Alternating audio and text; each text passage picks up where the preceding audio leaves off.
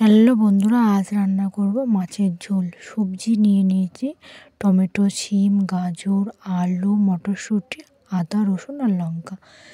মাছ নিয়ে নিয়েছি, রুই মাছের পেটিটা নিয়েছি, কারণ আমার ছেলের জন্য রান্না করব তো পেটিটাই নিলাম। চাকা মাছ নিলে তো খুব কাটা হয়, পেটি হলে বাচ্চাদের খাওয়াতে সুবিধা হয়। তো মাছটাকে হলুদ দিয়ে লবণ দিয়ে মাখিয়ে নেব। এরকম ঝোল সবজি দিয়ে বড়রাও খেতে পারে, ভালো লাগে খেতে। তেল মশলা কম দিয়ে খাওয়াটা উচিত। দেখো, তেল গরম হয়ে গেছে, মাছ দুটো ভেজে নেব। আর এদিকে শিলনোড়ায় রসুন আদা থেতো করে নিচ্ছি। মাছ দুটো ভাজা হয়ে গেছে, তুলে নেব এবার। আর তারপরে একে একে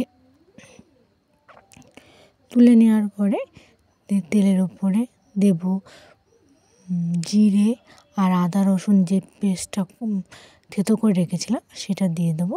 তার মধ্যে সবজিগুলো সব একে একে দিয়ে একটু ভেজে নেব। টমেটো আর মটরশুঁটিটা পরে দেবো, কারণ টমেটোর দিতে জল বেরোবে, তো আলু আর গাজরটার ভাজা হবে না। তো টমেটো আর মটরশুঁটিটা দিয়ে দিলাম, একটু ভেজে নিলাম। তারপরে একটু লবণ দিয়ে দিলাম, যাতে ভাজাটা ভালো হয়, হালকা করে যাতে নরম হয়ে যায় জিনিসগুলো। ছেলের খাবার তো বেশি ভাজবো না। ওর মধ্যে একটুখানি আদা বেটে নিয়েছিলাম, জিরে বেটে নিয়েছিলাম, জিরে বাটা দিয়ে একটু কষিয়ে নিয়ে তার মধ্যে জল দিয়ে দেবো। একটা অর্ধেক লঙ্কা দিলাম।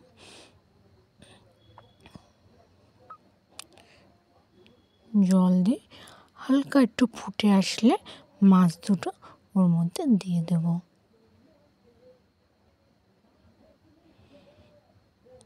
এই মাছ দুটো দেওয়ার পরে একটু ঢাকনা দিয়ে সবজিগুলো একটু সিদ্ধ হতে দেবো।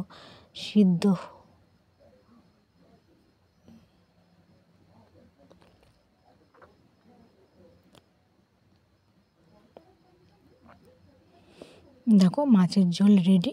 এরকম পাতলা পাতলা সবজি দিয়ে মাছের ঝোল গরম গরম ভাতের সাথে ভালোই লাগে। তো আমি এটা ছেলের জন্য করেছি, ছেলেকে খাওয়াবো। দেখো, ছেলের ভাত বেরিয়ে নিচ্ছি আমি। মাছের ঝোল, সবজি দিয়ে আর ভাত,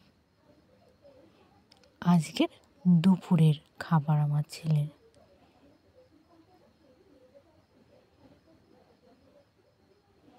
এরকম খাবার ভালোই লাগে খেতে, বড়রাও খেতে পারবে। তেল মশলা কম, যতটা তেল মশলা কম খাওয়া যায় ততটাই ভালো।